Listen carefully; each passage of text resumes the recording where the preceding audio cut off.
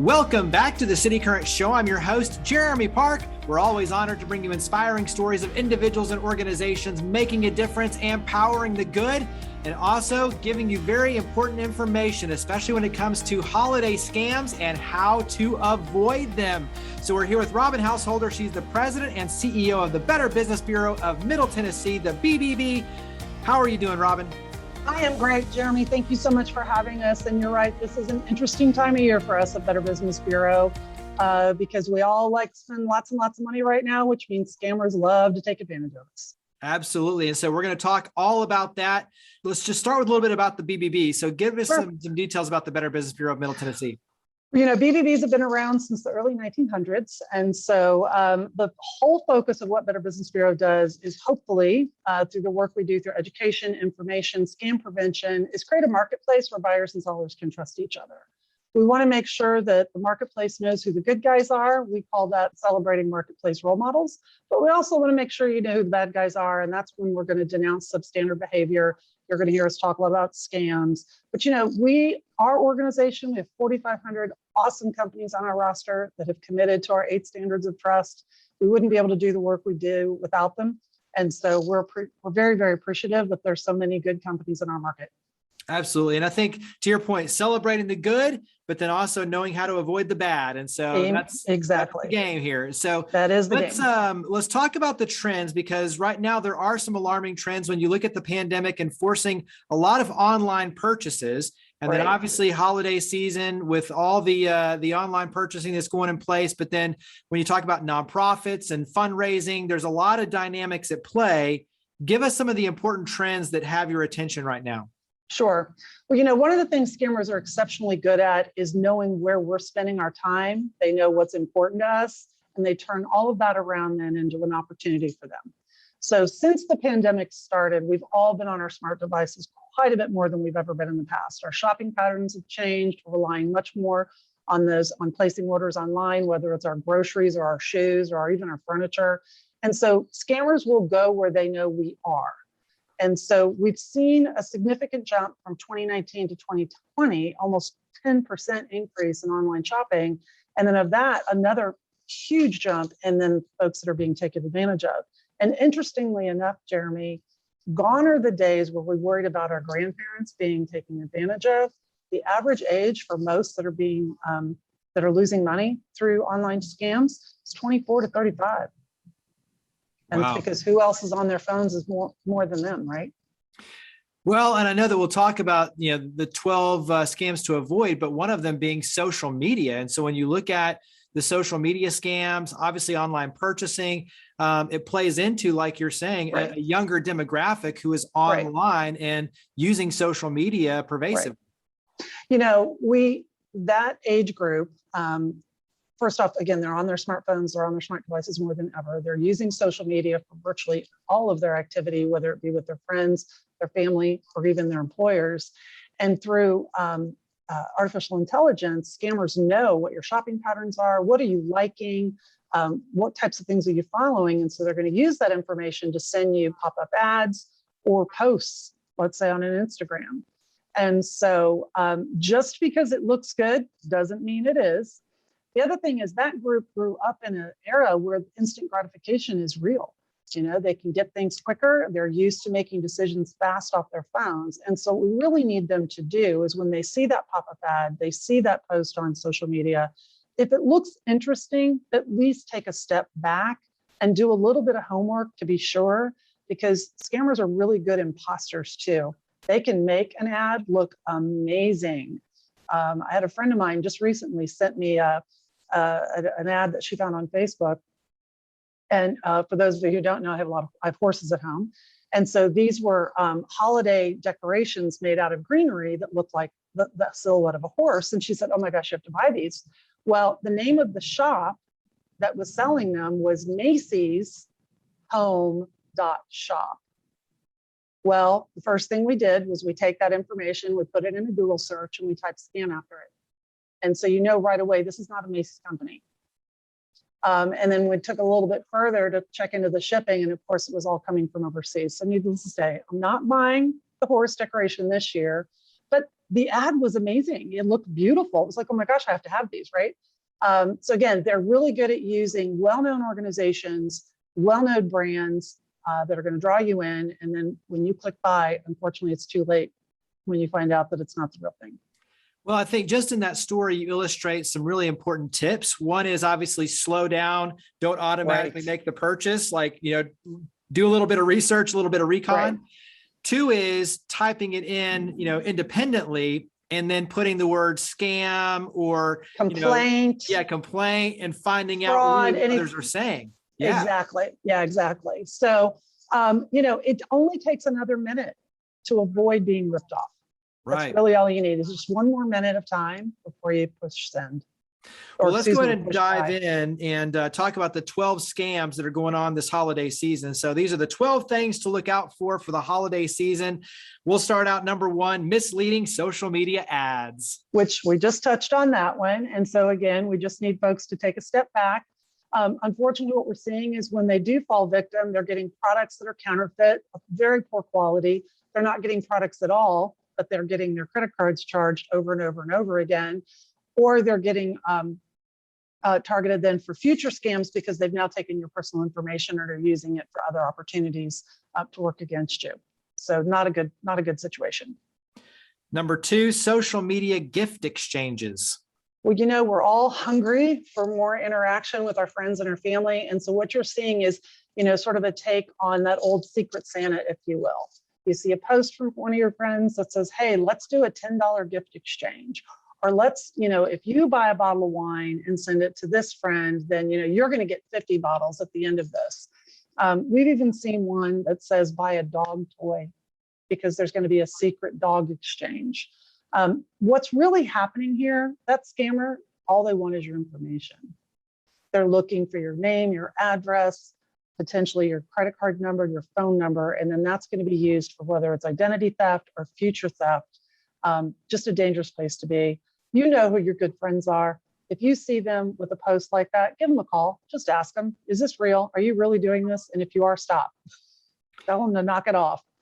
Well, and it's not just your information. They're also after all of your friends' information. And so when you look at being able to kind of leverage all those relationships, they're going after a lot of people in a short amount of time. Yeah. Well, and quite frankly, it's a pyramid scheme, which is highly, highly illegal. So that's another reason that you want to stay away from this, because you potentially become liable for that situation and could face legal action.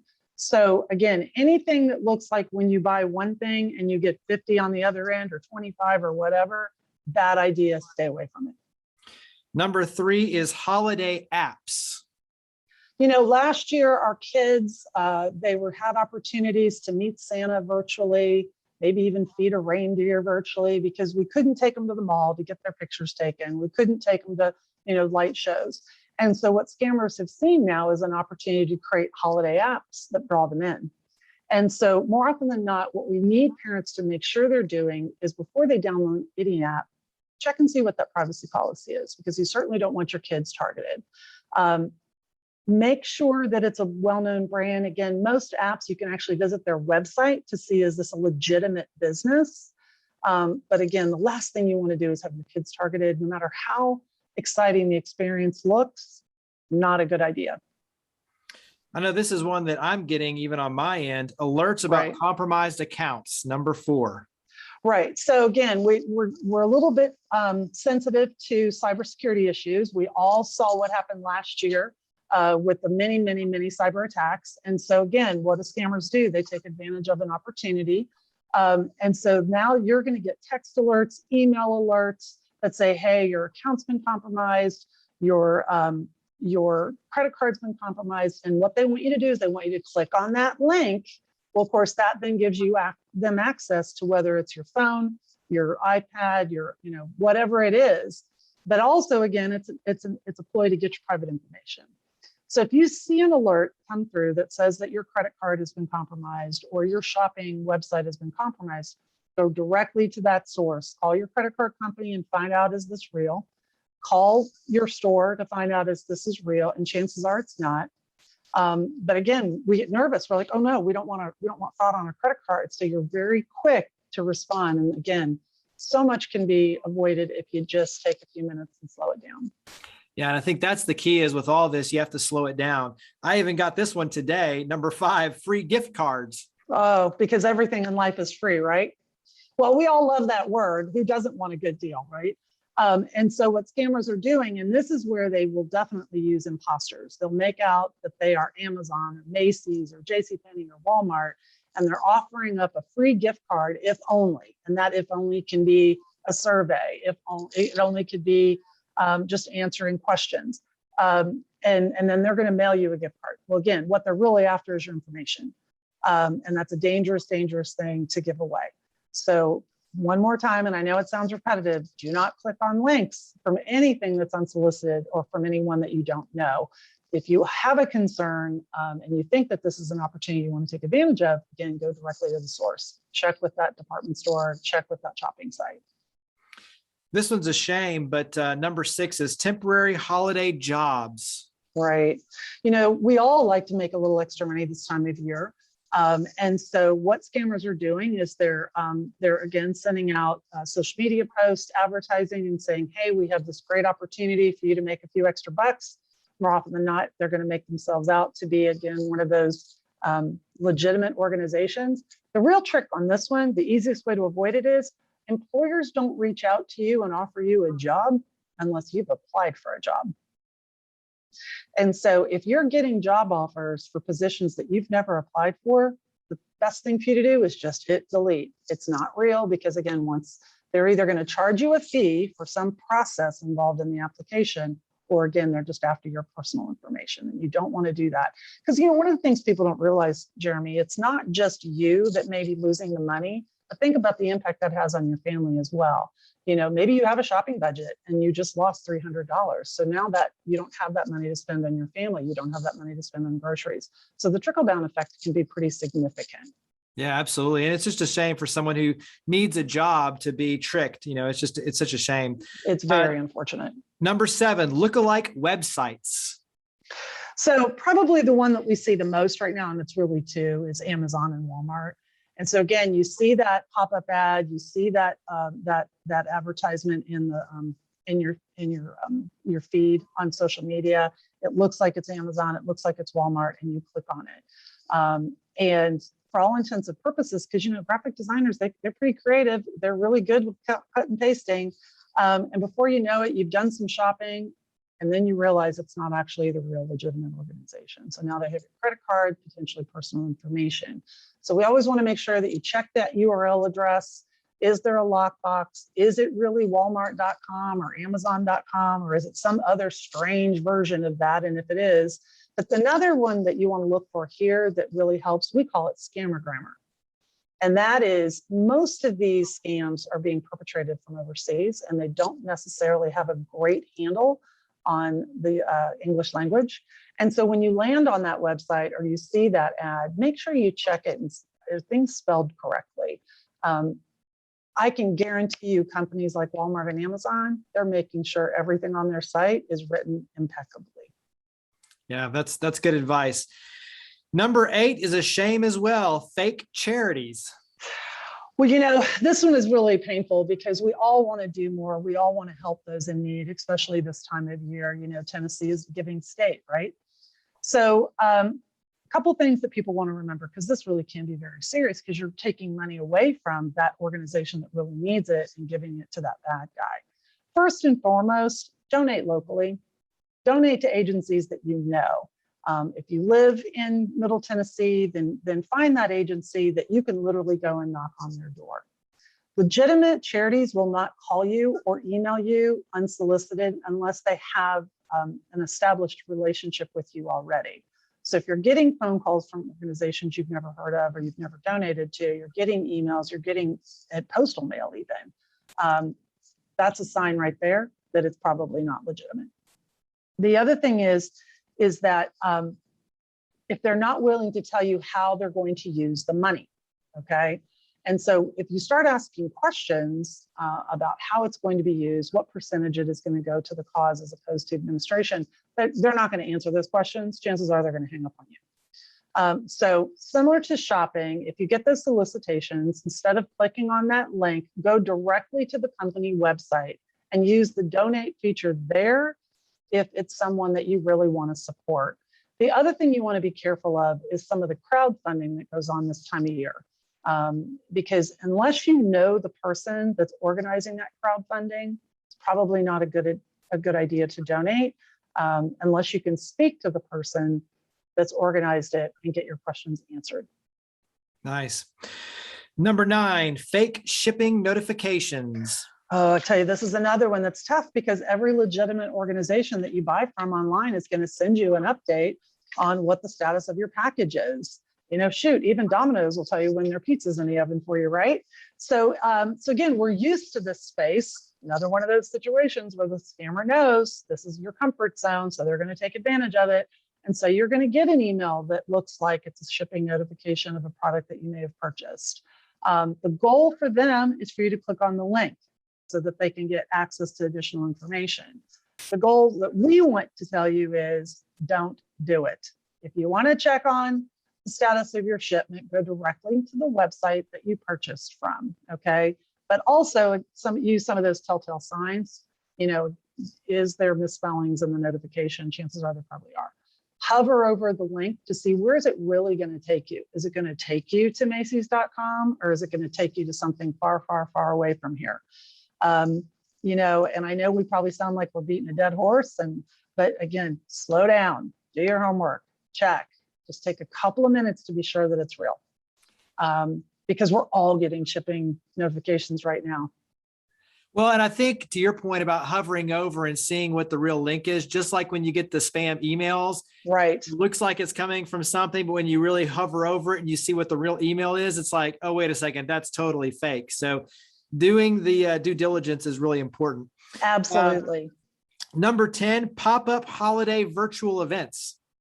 Well, you know, I think we all got broken in pop-up shops a few years back when Halloween stores started popping up out of nowhere, right? You're not going to have a Halloween store 12 months a year. And so we got used to the idea that during the holidays, you have new opportunities to shop at locations that maybe otherwise wouldn't exist. Well, now what's happening is they're doing pop-up sales online because a lot of us are still not comfortable going out and shopping face-to-face. And so a couple of things that you want to be careful of. Again, it's stranger danger. Is this an organization that you know? Is this someone that you're familiar with that's creating this pop-up opportunity? Do your homework. Again, take that company name, Google it, put in scam, put in complaints, go to bbb.org scam tracker and see if they've been reported previously. Because what you want to try to do is you want to try to confirm who the organizer is. And maybe it is legitimate, but let's make sure it's not. And then the other thing you want to do is if you do decide to shop, talked a little bit about this earlier, make sure that you're using your credit card so that the bank can help you if for some reason you do fall victim to fraud. Now, the other thing about this that I want to point out to you, Jeremy, is, you know, we're all living in a space right now where there's these supply and demand issues, right? And so another concern with these pop-up shops is that they're offering products that you otherwise can't get. And so if that particular electronic device that you've always wanted or you want to buy for your kids is not available at all the main retailers, chances are a pop-up location isn't going to have it either. And so you want to be careful about if they're promoting prices that just seem too good to be true or products that you know have not been able to be on the shelves anywhere else. That's a good sign that it's a scam. Yeah, and that kind of leads us into number 11, which is top holiday wish list items. So the popular items. Yeah, well, you know, right now there's a baby Yoda toy that's super hot. You can't find it anywhere except for in fake ads on the internet. And so similar to what I spoke about a minute ago is if you know that there are products out there that are hot, that are hard to come by, that are being sold at a premium, and you find it for $19.99 with free overnight shipping, stay away. Because again, there are no Christmas miracles when it comes to your shopping opportunities. There just aren't. And then number 12, which is a shame as well, but puppy scams. Puppy scam, you know, since COVID, we've all brought more dogs and cats and pets home than we ever have before because we're home more. And so we're all taking advantage of that opportunity to bring a new pet into the family. And what a better way to start Christmas morning, to have that cute little puppy with your kids. However, unfortunately, puppy scams are actually one of the fastest growing scams across the country, to the tune of billions of dollars on an annual basis. And so what's happening is we really, really want people to go to their local shelters. But when you buy an animal, or again, adopt an animal, it's so important that you get to meet it first. Well, you're not going to be able to do that with a glossy picture on the internet.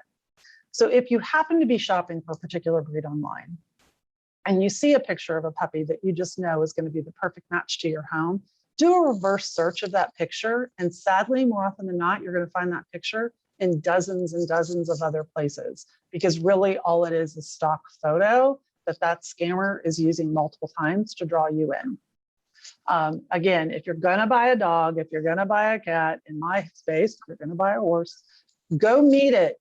Go meet with the breeder. Make sure that the puppy really exists before there's any money exchange. Because the other thing that happens if you do fall victim to this, and by the way, this is a big ticket loss. The average loss of puppy scams is about $800. So this is a painful one.